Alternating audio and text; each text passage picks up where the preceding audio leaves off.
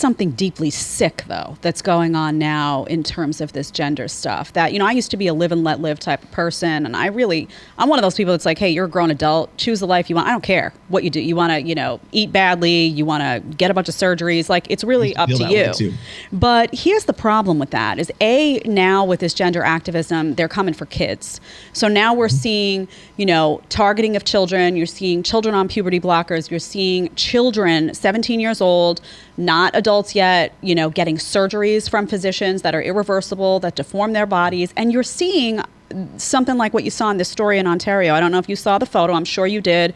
Biological man in Canada, teacher, goes to school, puts on giant prosthetic breasts with nipples popping out.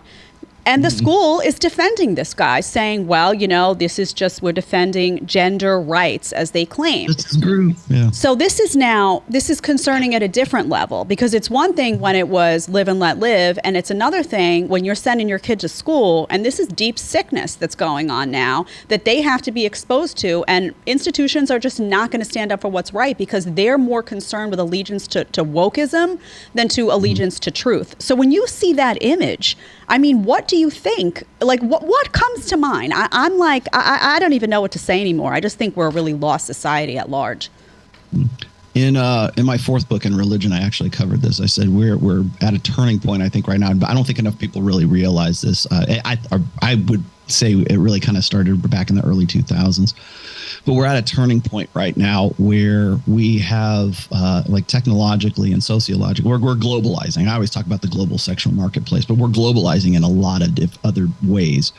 And what is being exported globally is this wokesist, progressivist ideology that this is really the all is one.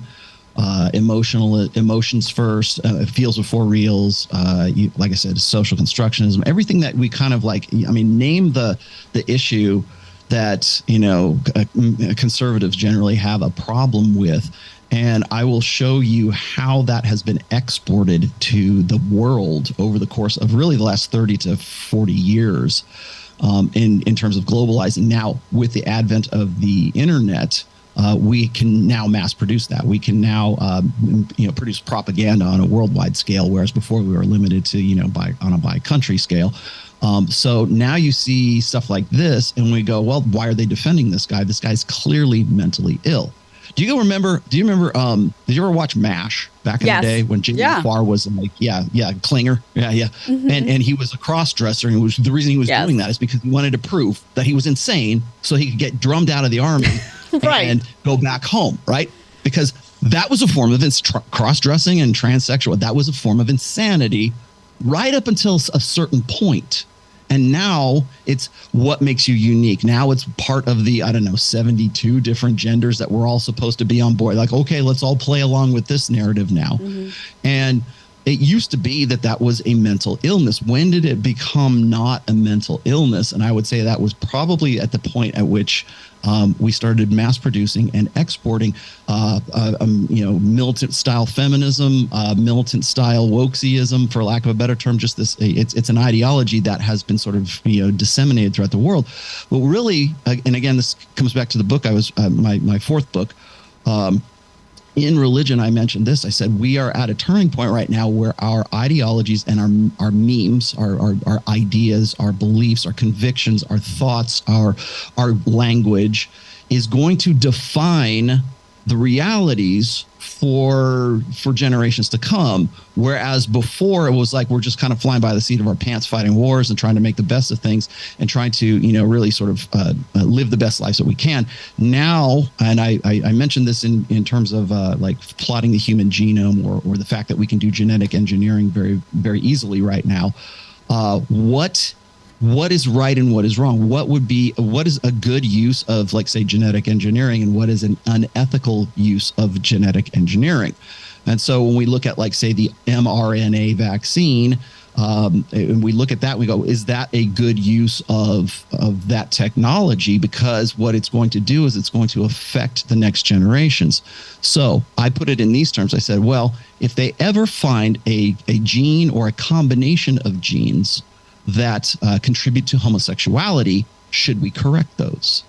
because that's an ideological question, not a technological question. If we found out, hey, we can turn off the gay gene and everybody will be heterosexual, should we do that? It's the same thing as like Down syndrome kids. We can eliminate Down syndrome because it's a genetic thing. If we could turn that off and ensure that there will never be another kid with Down syndrome ever again, should we do that? And it's the should part. It's like, what's the best practices? How are we going to, like, and really comes down to the ethics and the morality or whatever it is, like the judgment call of the people and the ideas at that particular time that are going to set. So in the future, like, how come there's no more, homosexuals anymore? How come there's no more kids with Down syndrome anymore? How come there's no kids with bad eye have to wear glasses anymore because we've corrected that? It's not, we're so, and this is, I'm going to steal this line from Jurassic Park. We're so focused on being able to do something. We never ask ourselves, should we be doing that? Yeah, and people do that with, people who donate their eggs, and they go through a whole process of weeding out genetic abnormalities. And their goal, I have a friend of mine who her mom has some sort of abnormality that she wanted to make sure wasn't passed down. So they went through a whole process of how to weed that out. So there are people already who make decisions like that about certain things. And I think the societal question becomes, which things are acceptable, which things are not, in terms of trying to sift out, can you do it all? What is acceptable today may not be acceptable tomorrow. So it's also, a construct around, what society deems appropriate and what those conversations look like. If you want to watch the full episode, you're going to click right here. And if you want to ask me a question one-on-one, you want to do a one-on-one FaceTime with a group of your friends, whatever you want, you need to download Connect right now. Click right here and let's get talking.